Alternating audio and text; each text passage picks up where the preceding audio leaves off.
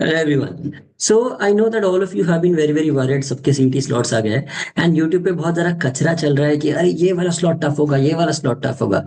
I'm not gonna fall into that bullshit and tell you कि अरे fourth slot last year tough था तो ये साल भी टफ होगा या first slot every year easy होता है. तो वो सब फालतू गिरी. Please don't trust all of that bullshit. तुम लोग अपनी पढ़ाई पे ध्यान दो. All I can tell you is that if there is a tough slot, तो उसको कैसे solve करना है? How do you tackle it? So this entire video जो मैं so I haven't been able to post for the past 2 days due to a few things, but so that is why I'm posting like 3 days cut together, and this is going to be the last video that we are going to post for solving. And I'm specifically making this video on the tougher questions कि अगर tough questions आए तो उनको कैसे solve करना है. This includes all the topics जो भी तुम लोगों ने comments में मुझे अब तक बोला है कि input output सर ले लो, DI का एक tough वाला ले लो, थोड़ा बहुत इंग्लिश के टफ वाले ले लो, फ्रेजेस वाले, वो सब इसमें इंक्लूड किया हुआ है. सो 3 days worth of content I'm going to post in this one video itself. So I hope you guys like the video because अगर टफ सॉल्विंग आएगा तो ये वीडियो तुम्हें काम आने वाला है कि कैसे करना है. Let's start with it and I hope you guys, as I said, have liked the video. CET अभी लिटरली कल से सीईटी चालू होने वाली है. I hope all of you do very well. I am gonna post a video today in which I am gonna say exact dos and don'ts last day पे क्या करना है और क्या नहीं करना है. एवरीथिंग आई एम गोना से. वो वीडियो खाली जस्ट वेट फॉर इट, वो आज शाम तक आ जाएगा and you guys have to watch that video and please make sure उसको फॉलो करते हो बिकॉज अगर वो नहीं किया ना, तुम्हारे पिछले 6 महीने की मेहनत पूरी पानी हो जाएगी और तुम्हारा सीईटी एकदम कचरा हो जाएगा. So I don't want that to happen and that is why specifically I am making that video. So guys, it's time to earn this t-shirt. It's time to become a JBMS student. And this is how you're going to do it if you're in a tough slot. Let's start. So continuing from where we left off, that is day 26. आज थोड़ा tough होने वाला है तो please make sure that तुम लोग ध्यान से देखते हो बिकॉज कोई भी क्वेश्चन ऐसा नहीं है जो ऐसे एकदम चिल्ली इजी या आराम से सॉल्व हो जाएगा. Input output. इनपुट आउटपुट में वेरी सिंपली फर्स्ट ऐसे कि पहले कौन सी चीजें देखनी है. देखो इनपुट में सारे वो देख लो. Wise 45, toll 56. यहाँ पे देखो वाइज है, टॉल है, 45 है, 56 है, बराबर. मतलब नंबर नहीं बदल, नंबर सेम ही रहे, elements are the same. In what order are they being put up? Rise पहले राइज हिला, बाद में वाइज, बाद में हाई, टॉल, बान. जो आ गया तो this triangle is remaining the same. If you look at it, ये ट्राइंगल वाइज देखो, that is remaining the same. Hmm. And numbers में क्या हो रहा है? 51, 56.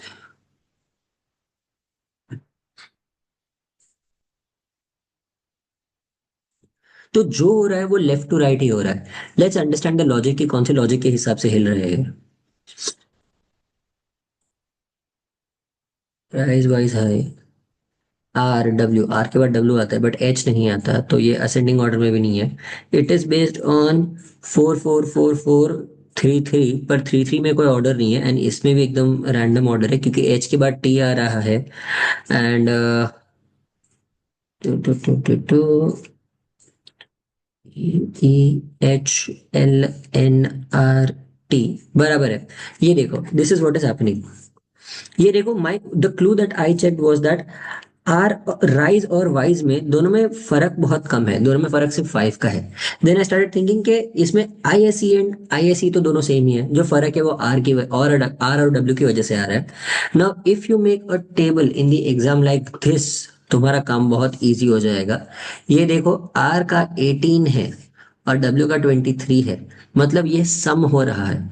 जस्ट टू चेक इवन देख लो, राइज वाइज टॉल बान तो आई एस ई का कितना बनता है? I is 9, S is total 28, 28 plus 5 33, 33 plus 18 will give me 51. तो अब सबके साथ उनके नंबर्स लिख दो. 51, 56, बाद में HIGH. Let's figure out HIGH का क्या बनता है. H is 17, 17 24, 24 plus 8 31. HIGH, H 17, 17 plus 7 20, अच्छा 21, 24, 24 प्लस 32, सॉरी 32 बन रहा है, इट हैज टू बी 32. तो दिस इज 32. अगर ये बराबर बैठ रहा है then I don't need to check, मैं बस सबको बाय डिफॉल्ट नंबर्स लिख दूंगा। सिर्फ एक मैं ऑल्ट का चेक कर लेता हूँ to be on a safe side. A 13, 11 + 12 13, 13 + 20 33, perfect बैठ रहा है। तो मतलब ये सारे नंबर्स उस हिसाब से हिल रहे हैं। एंड ये राइज वाइज हाई ये किस हिसाब से बैठ रहा है? These are going according to alphabetical order of the last digit. Last digit में भी अगर तुम देखोगे तो आर और डब्ल्यू, आर पहले आया तो पहले इन्होंने लास्ट डिजिट देखा और बाद में आगे का देखा। Now this is how I understood के टॉपिक क्या है, लाइक किस हिसाब से अरेंजमेंट हो रहा है। बट अगर मुझे एक्चुअली सॉल्व करना है, this is where many students what do they run away. नहीं, इनपुट आउटपुट में सिर्फ समझने को टाइम लगेगा, उसके बाद सॉल्विंग को टाइम नहीं लगता है। क्रैक एविडेंस के एटलीस्ट मेरे 120 ग्रुप वाले students they always run towards input output, उससे दूर नहीं भागते, they always run towards it. इसको सॉल्व करने का बहुत ही बढ़िया बहुत ही अच्छा तरीका है, विच ऑब्वियसली लाइक मतलब you won't find at any other place, कि एक ही लाइन में मैं पूरा सॉल्व करके बताता हूँ without even writing all the steps. लोग पागलपन करते हैं, ये समझो अगर इनपुट दिया हुआ है इसका स्टेप 1 स्टेप 2 स्टेप 3 स्टेप 4 लिखते बैठते हैं, वो सब पागलपन करना नहीं है गाइस, दैट इज ऑल। तुम लोग फिफ्थ स्टैंडर्ड के बच्चे नहीं हो। Okay, I show you how to solve it. What will be the third step of the output? Third step किस हिसाब से होगा? Understand, third step will be तीन चीज अरेंज हो गई है। अंडरस्टैंड, सबसे पहले let's see the ending letters. N, O, O, L M N O, P Q R, R, S T U V W. तो पहले में क्या होगा? एन फिट होगा, तो gain will fit in the first one, और उसके बाद गो, उसके बाद जीरो। ये होगा स्टार्टिंग। एंड एंडिंग क्या होगा? गेन का नंबर देख लो, गेन का नंबर कितना बनता है? 7, 1, 9, 8 + 9 17, 17, 31। सो 31 से स्टार्ट होना चाहिए। Okay, 31 should be on the third place here, दो में है, और gain should be on the first place. ये खत्म, इधर ही खत्म। My answer is option B, Bombay. बाकी कुछ नहीं करना है, this is all you have to do, you have to understand the logic, और लॉजिक के हिसाब से सॉल्व करना है। I hope you understand. अरे ये क्या हो रहा है? हाँ, if the output is the same, which of the following step 31 is between a word and a number? In which step is 31 between a word and a number? अब देखो, हम एंड में अगर 31 को ले रहे हैं, एंड में 31 को ले रहे हैं तो 39 सबसे लास्ट हिलेगा। 39 किसका है? लेट्स फिगर आउट 39 किसका है। gain is 31, we know from here that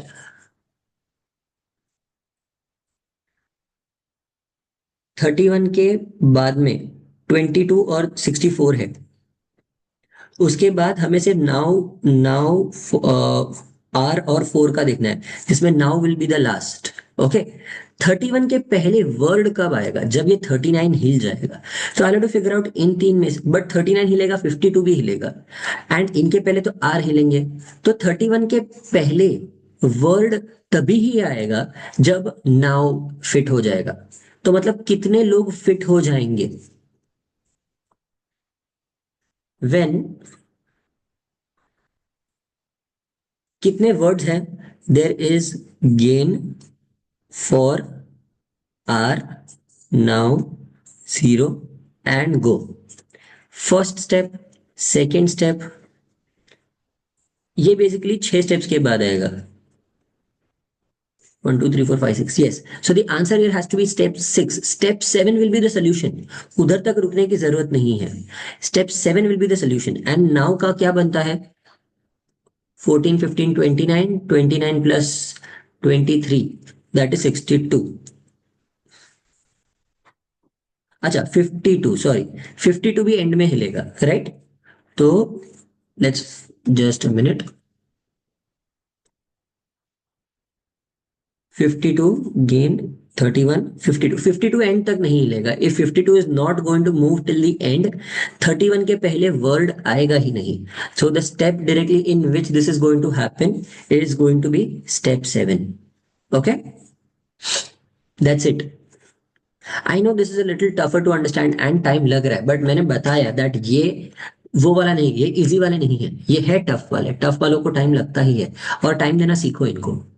also you might think that अरे यार बाकी तो इतने लोग फास्ट सॉल्व करते यूट्यूब पे टीचर्स। मैं सबकी तरह क्वेश्चंस देख के नहीं आता, I literally solve the questions in front of you. Okay, तो this is actual live solving that I do in the paper as well. You guys can choose to, if you want to just see me acting और मैं सिर्फ नाटक कर रहा हूँ solve करने का, तो फिर वो ठीक है, पर मैं यहाँ पे वो नहीं कर रहा। Gain goes zero for R now and this in which of the following steps? ये देखो, now और 52 को fit नहीं किया है, and there is no option that says that this step is not possible. तो by default सारे के सारे order में है। हम्म तो gain go zero for R and now end में वो तो last में आगे चला जाएगा, राइट? एंड ये 52 पीछे जाएगा, मतलब नाउ को फिट नहीं किया है। So this is 1 2 3 4 5, this is the step 5। Okay, एक मिनट, यहाँ पे वर्ड्स कितने थे? 1 2 3 4 5 6, अच्छा 6 थे, my bad. In the question previous one it should be step 6, it will not be the other way around, step 6 होगा। ठीक है, या वो मैंने गलती किया, दैट मैंने 7 स्टेप पकड़े, दैट वाज माय मिस्टेक।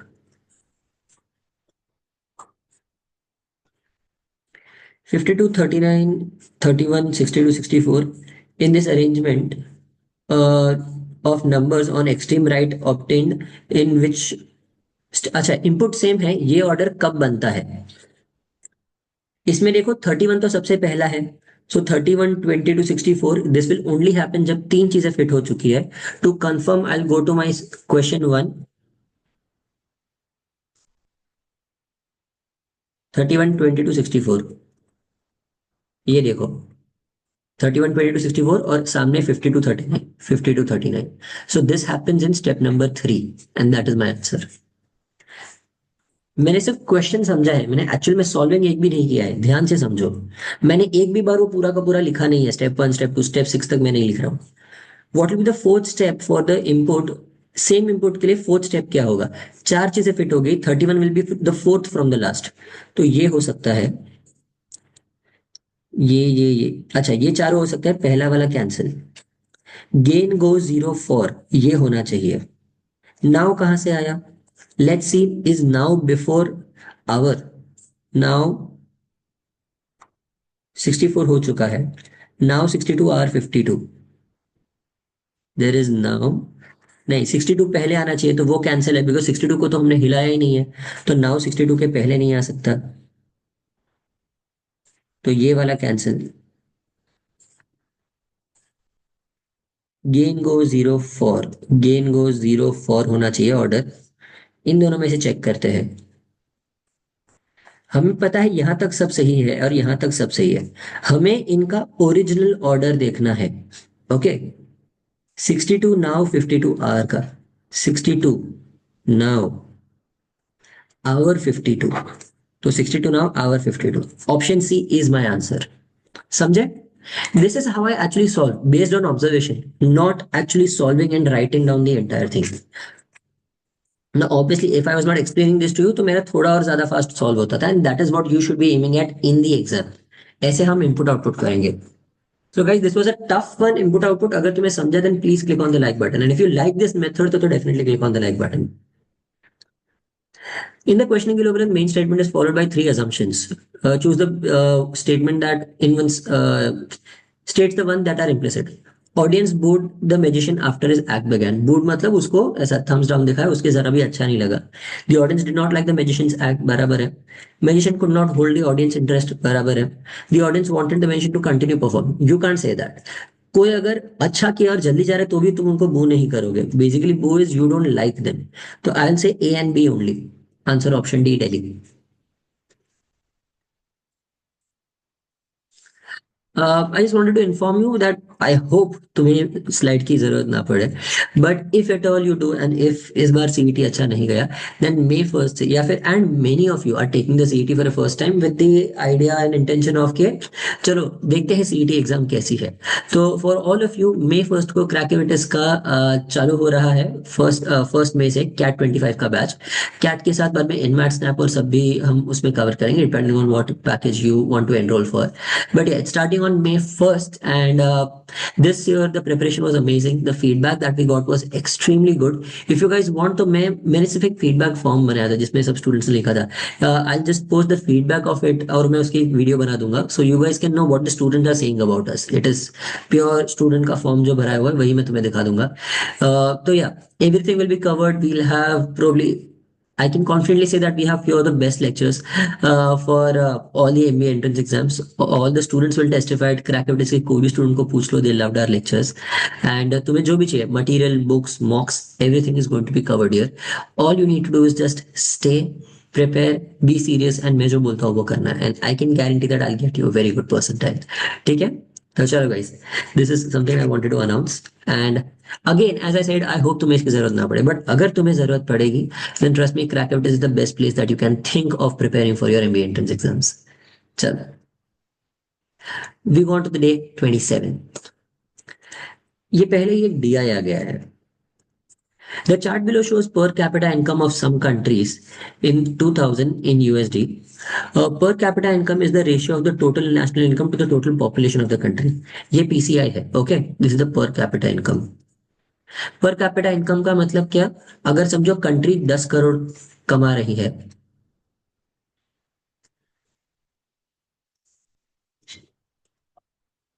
अच्छा 100 करोड़ समझो अगर कंट्री कमा रही है, तो अगर कंट्री में 5 करोड़ का पॉपुलेशन है, तो ये 7 जीरो यहां से कैंसिल, 7 जीरो यहां से कैंसिल, पर कैपिटा इनकम बन गया 20 rupees. Okay, this is what पर capita income means, total population divided by total income divided by total population. ठीक है, so let's start with it. मतलब समझो इस सम में मैं गारंटी देता हूँ कैलकुलेशन बहुत होगा, बिकॉज तुम्हें बस जैसे इधर दिया है इनकम दिया होगा, तुम्हें पर कैपिटा इनकम के बेसिस पे पॉपुलेशन निकालना है और पॉपुलेशन के बेसिस पे क्वेश्चन से पूछा रहेगा। This is what it is going to be. तो this question most of you will pick up in the first round. I suggest इसको फर्स्ट राउंड में मत उठाना, सेकंड राउंड में उठाना। This is going to be very very calculative, मुझे देख के ही पता चल रहा है। But if you have a tough paper जैसे लास्ट ईयर का स्लॉट 4 था, तो ये पूरे कैलकुलेशन को कैसे थोड़ा ईज डाउन कर रहे हैं वो तुम्हें मैं इसमें बता रहा हूँ। Obviously your regular speed maths practice is the thing that will save you today. अगर वो नहीं तो ये क्वेश्चन सॉल्व होना बहुत टफ है। National income of Greece was this much and sorry, Japan was this much and Greece was this much. What is the total population of both the countries put together? Okay, तो 4032, पहले Japan का देखते हैं, into और billion है तो into 10⁹ Japan का पहले पर कैपिटा इनकम देख लेते हैं। पर capita income is 32,000, 32 into 10⁶, because ये ऑलरेडी थाउजेंड्स में है ना, अच्छा सॉरी 10⁵, हम्म, तो ये बन जाएगा 10⁶, 32 इंटू 1 इंटू 8, 32 इंटू 3, 32 इंटू 4 नहीं, 3 भी नहीं, 32 इंटू 2, 32 इंटू 2 कर लिया 64, 64 के बाद कितना बचा? 19, 192, 32 इंटू 6, 6 कर देंगे तो मिल जाएगा 126। तो 126 मिलियन इस जापान का पॉपुलेशन। तो बाय डिफॉल्ट इसमें से नहीं, कोई भी कैंसिल नहीं होगा, हमें ग्रीस का निकालना पड़ेगा। ग्रीस का इज 132 इंटू 10⁶, 10⁹, एंड बाद में ग्रीस का हमें निकालना है 1250। तो मैं 250 यहां से 100 निकाल दूंगा, एक्चुअली 1000 निकाल दूंगा इंटू 10⁶, एंड 125 इंटू 5 बन जाता है, अरे 250 इंटू 5 बन जाता है, एंड 250 को इससे डिवाइड करेंगे 132 इंटू 4 करना पड़ेगा क्योंकि 1000 से मल्टीप्लाई किया और कट कर रहा है, तो into 8 2 1 4 5, 528 divided by 5 will be 105। तो अगर इसका 105 है तो 126 प्लस 105 गिव्स मी 231, एंड मैं ऑप्शन ए मार्क करके आऊंगा। That is how I am gonna solve this. Actually इसी तरीके से सॉल्व करना, बाकी कुछ मत करना। ठीक है, this is calculative, don't try to apply any tricks here. दोनों का टोटल करके डिवाइड करोगे, it will not give you the right answer. This is manual work, करना पड़ेगा। इन 2001, ये 2000 दिया हुआ है, ध्यान रखो। The national income of Canada is 620 billion in 2001 if its population and national income increased by 5% and 10% respectively. What would be its appropriate per capita income in 2001? अच्छा, per capita income in 2001, तो मुझे ये निकालना पड़ेगा। in 2001 the national income of Canada was 620 and it's national income increase by 10%। तो ये 10% से increase है, तो मुझे इसको कम करना पड़ेगा 9% से। तो अगर ये 10% से इंक्रीज है, 580 में 58 ऐड करेंगे तो नहीं होगा, 560 में 56 ऐड करेंगे तो शायद हो जाए। तो आई विल अज्यूम दैट पहले वाले साल उसका 560 था। 560 में उसका पर कैपिटा इनकम कितना था? 20,000। 560 बिलियन इंटू 10⁹ और यहाँ पे 20,000 है, तो I will write 20 into 10⁶, and ये 0 0 कट विल बी 28, एंड ये बन जाएगा 10⁻³ नहीं, ये 20,000 है तो 10⁻6 ही बन जाएगा। यहाँ पे 10⁻6 नहीं आएगा, 10⁻3 आएगा। तो 28 million was the population of Canada. अगर उसका 28 मिलियन था population, so that means that उसका पॉपुलेशन अब बढ़ा है 5% से। अगर इसका 5% से बढ़ा है तो 1.4 से बढ़ा है। अगर 1.4 से बढ़ा है तो आई कैन से अप्रोक्सीमेटली ये 1.4 29.5 हो गया है। एंड अभी का national is 620 into 10⁻9, and this is going to be into 10⁻6। तो ये तो बन जाएगा इंटू 1000, एंड यहाँ पे कुछ करना पड़ेगा। तो अगर मैं इसको इंटू 20 ले लेता था तो आई वुड हैव गॉटन 30 से 0.5, 30 से 10,000 कम, सो दैट इज 59,000 आता था अगर मैंने इसको इंटू 20 लिया होता तो। बट 20 इसमें और 59,000 प्लस 30,000 जितना हो रहा है, तो विच इज अप्रोक्सीमेटली दिस। तो 21 बनना चाहिए। This is an approximated answer into 1000 giving me 21,000। Answer is option D, Delhi. ऐसे सॉल्व करोगे। You have to be prepared for the worst case scenario. ऐसा टफ आए तो प्रिपरेशन करना जरूरी है। सबसे भी इजी का तैयारी करवा रहे हैं, वैसा नहीं चलेगा। What is the average per capita income of the whole group of countries together? अब इसमें तुम्हारे दिमाग में सबसे पहले क्या आएगा? सबका पहले पॉपुलेशन, सबको बाद में ऐड करना पड़ेगा, इन सबका अलग अलग से निकालना पड़ेगा। बट गाइज, पॉपुलेशन कहाँ से निकालोगे या पर कैपिटा इनकम कहाँ से निकालोगे? अगर समझो इसका और इसका पर capita income, can you do this that ये 20,000, 26,000 एंड 46,000, 46,000 प्लस 24,000, 70,000, और बाद में जो भी बनेगा उनको तुम divided by the number of countries करोगे। 1 2 3 4 5 6 7 8 9 10 11 12 13 14, ये 14 से डिवाइड करोगे, वैसा नहीं चलेगा। That is not how it works. Please understand, ये सबका पॉपुलेशन अलग है, सबका बेस अलग है। ये क्वेश्चन एक्चुअली सबसे टफ नहीं, सबसे इजी वाला क्वेश्चन है। इसमें बस तुम्हारा लॉजिक चेक कर रहे कि तुम कितना दिमाग से सॉल्व कर रहे हो। रोबोट्स नहीं हो तुम लोग खुद से कर रहे हो, राइट? तो इसमें द पॉइंट इज दैट तुम्हें किसी का पॉपुलेशन नहीं पता, तुम कैलकुलेट नहीं कर पाओगे। You have to mark it as cannot be determined. That's it, that's it, इतना ही है। तो अंडरस्टैंड दैट पूछा क्या है और उसको ढूंढने के लिए तुम्हें कौन सी चीजों की जरूरत है। The national income of France and Germany are 1416 and 2132। France and Germany मतलब ये दोनों की बात चल रही है, ये दोनों टेबल्स को देखना है। If these two countries are unified, what will be the per capita income of the new country formed by their union? तो हमें पहले दोनों का पॉपुलेशन ढूंढना पड़ेगा। दोनों का इनकम तो ऐड करना बहुत इजी है, पर पॉपुलेशन ढूंढ के पॉपुलेशन को ऐड करना पड़ेगा। Income total divided by total population, तो दोनों का पॉपुलेशन अलग अलग से ढूंढना पड़ेगा। तो be very careful about it. तो 24,000, दिस इज 26,000। 1416 को 24 से डिवाइड करेंगे, डिवाइडेड बाय 24, 24 4 4 4 8 से ट्राई करते हैं, 8 into 3, 8 into 1, यहाँ पे बन जाएगा 6, 8 into 7, यहाँ पे 177 डिवाइडेड बाई 3, तो into 5 59, तो इसका पॉपुलेशन बन जाएगा 59 फ्रांस का।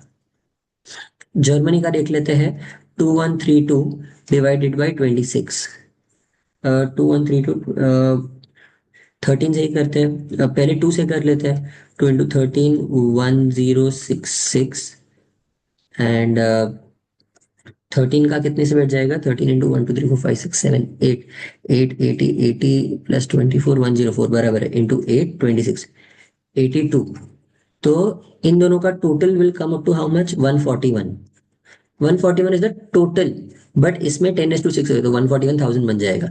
वो छोड़ो अभी के लिए, जीरोस तो देखो नंबर्स काफी अलग अलग है, मेरा फायदा नहीं है, तो सीधा अब इन दोनों का टोटल कर दो, 2132 3548, 3548, अब इसको डिवाइड करना है, मैं इंटू 2 करूंगा तो 20,000 गारंटी होगा, इंटू 5 भी हो जाएगा तो इंटू 25 पक्का हो जाएगा, so to multiply this by 25 for sure, तो इंटू 2 कर दूंगा तो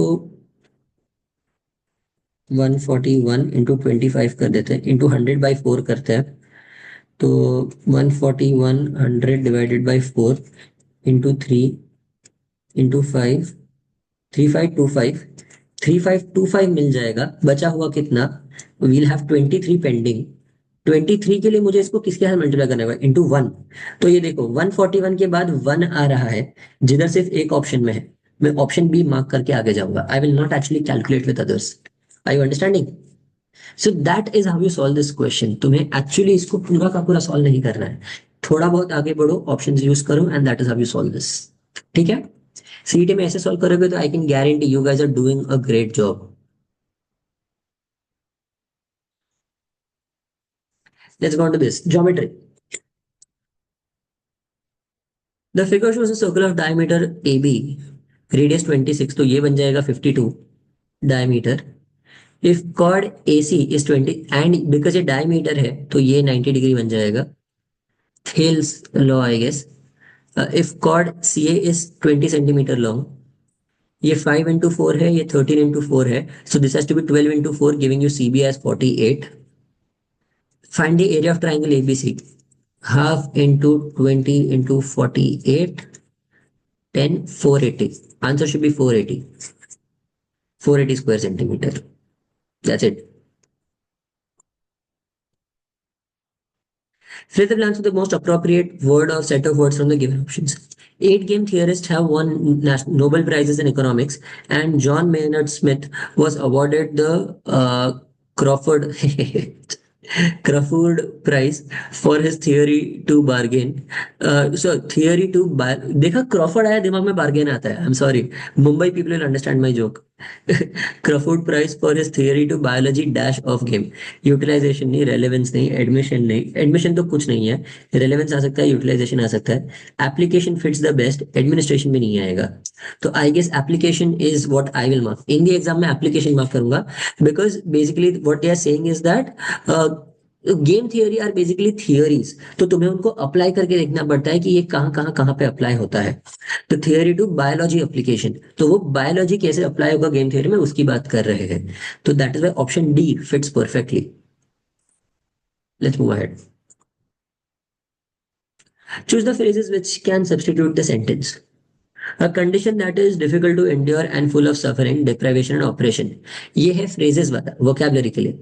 Eclipsed in opacity नहीं, luminous paradox dawn नहीं, bitter winds howl हाँ, ephemeral ghost echoes नहीं, serene blanket warm। Option C है, मैं सबका तुम्हें मीनिंग बताता हूँ।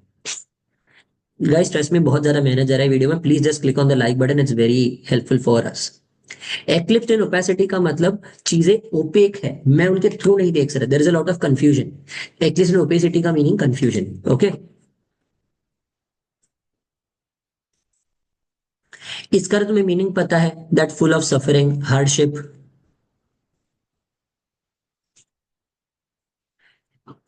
एफेमेरल गोस्ट एकोज, एफेमेरल मतलब जो मरते नहीं है, हमेशा के लिए रहते हैं, इसका मतलब कोई चीज जिसका दुख या जिसके थॉट्स तुम्हारे साथ कंटिन्यूसली रह जाते हैं, एंड पॉजिटिव थॉट्स नहीं, नेगेटिव थॉट्स। तो फॉर एग्जांपल कोई चीज जिसकी नेगेटिविटी तुम्हारे साथ रह जाती है, like for example if you had a very bad breakup, और if your mother passed away when you were a kid, और if you had a dog and the dog passed away untimely, if you are a parent, if your kid passed away very young, then उसको हम बोलते हैं वो negative चीजें जो हमारे साथ रह जाती है ना, वो यादें, उनको हम बोलते हैं, उसके लिए फ्रेजेस है एफेमेरल गोस्ट एकोस, तो sad memories. Okay.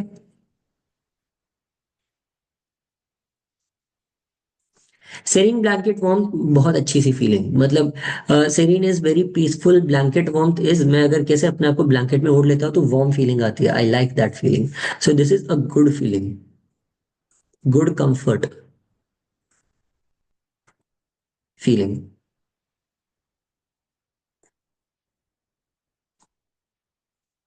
And luminous paradox dawns, इसका मतलब लूमिनस पैराडॉक्स डॉन्स, कोई चीज जो मुझे पहले बहुत अच्छी लग रही थी, पर अब पता चला कि अरे यार ये तो इतनी अच्छी नहीं है, क्योंकि इसमें नेगेटिविटी ज्यादा है और पॉजिटिविटी कम है। Exactly your past relationship.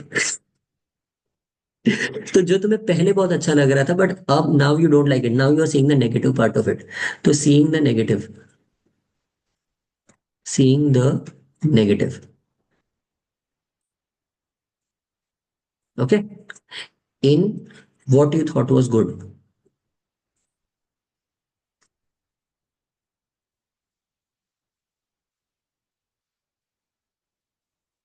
उसको बोलते हैं luminous paradox dawns. Okay.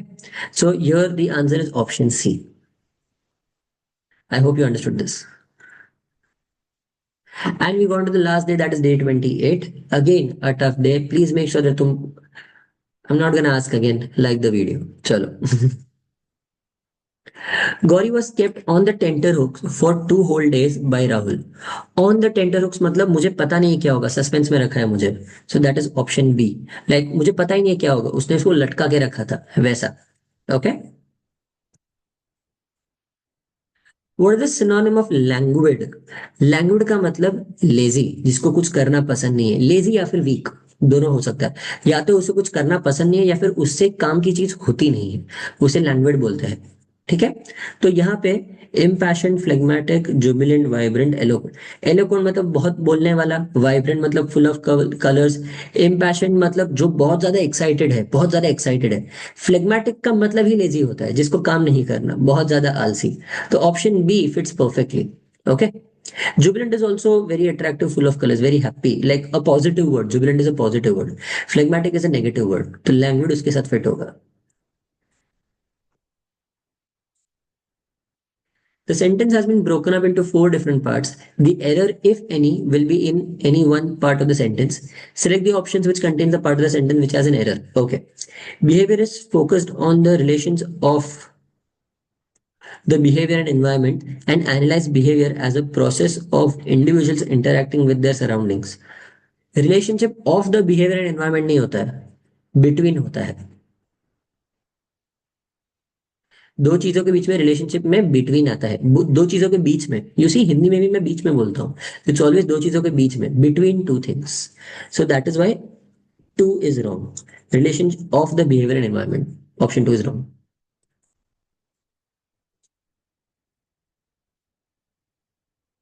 Grammatically incorrect, some sentences are grammatically incorrect or inappropriate. Select the option that indicate the grammatically incorrect and inappropriate sentences.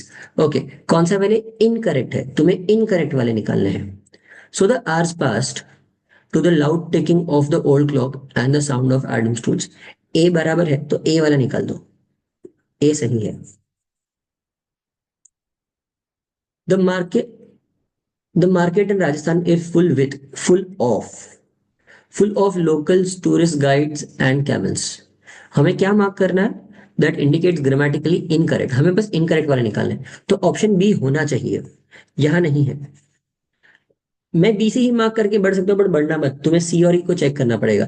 तुम बाय डिफॉल्ट डी को check नहीं करोगे, because D तो तुम्हारे पास option ही नहीं है, right.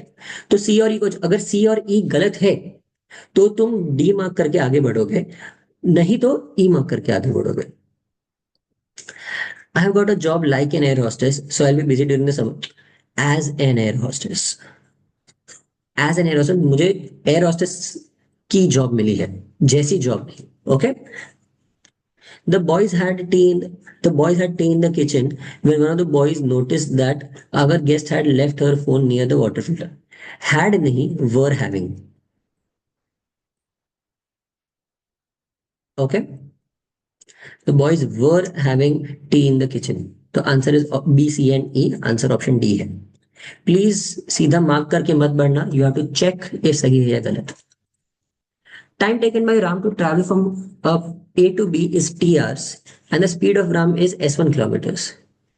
In the same time, he travels from B to C with uh, with with a C.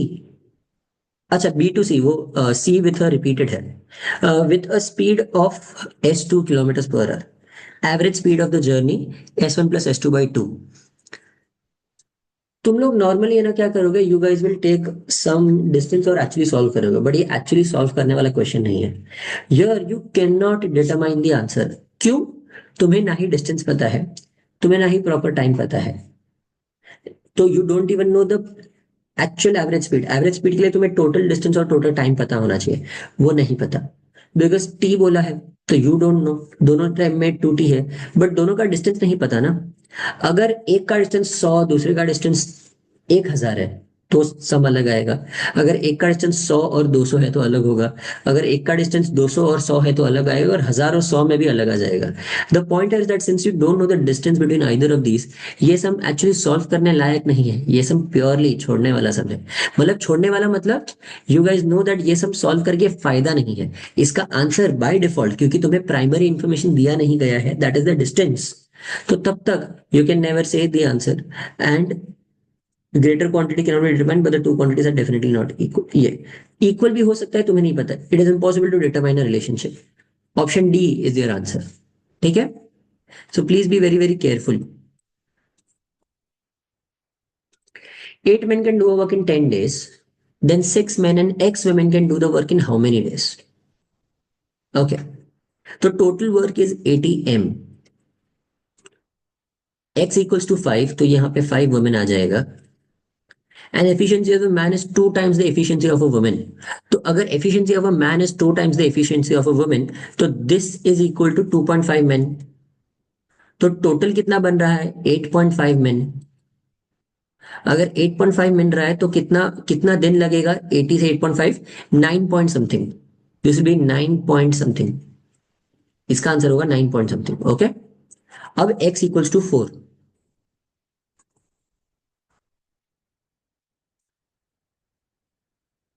And 10 women can do the work in 5 days. If 10 women can do the work in 5 days, so total work is 50 women. 50 women is equal to 80 men. Right? तो man by women कितना बन जाएगा?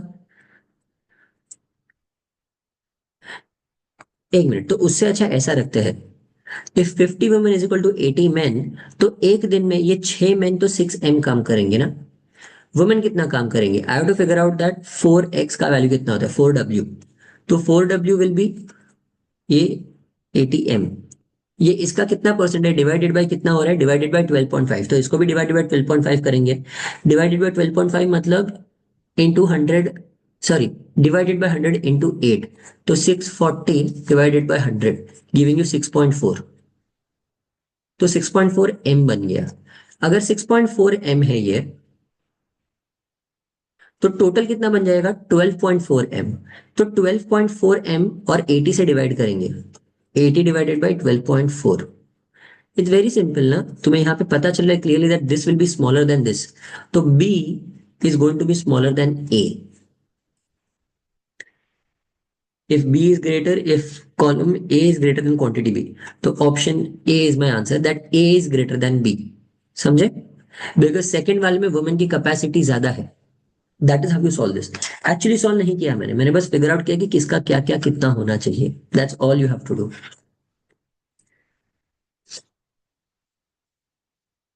And we're done. So guys, I hope you have liked this entire series. We have for like 28 days posted each and every day, giving you nice videos, good quality questions, and good practice. And in the start, we'll also giving you a lot of homework questions. you have supported for the following, for the many of you who have been following us, subscribing to us, and supporting us with likes and comments. I'm really really thankful. If you haven't, then I suggest that please, or I request, please ये एक video पे like और comment कर देना. This is the only motivation that we have, that we put up helpful videos. If you see, हम आजू बाजू जैसा कचरा वीडियोस नहीं डालते. We don't post bullshit videos. We only post like genuine good content. तो if you guys support genuine content, तो तुम्हें genuine content मिलेगा. अगर तुम जो कचरा होता है, कचरा को भी सपोर्ट करोगे, then you guys will get only कचरा content. YouTube will die off. तो then we will have to again not post good videos. So if you guys want this for you and for the future of the students who are going to take these exams, then you guys know that clicking the like and the subscribe button is very very helpful for us. Chalo, I hope this entire series was helpful.